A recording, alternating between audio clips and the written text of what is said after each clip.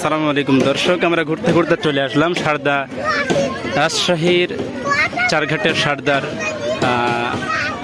নিরিবিলিতে cadet কলেজের পাশে।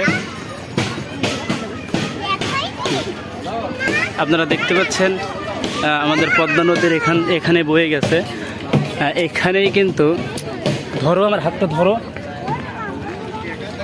এখানেই কিন্তু আমাদের বর্ডার এরিয়া।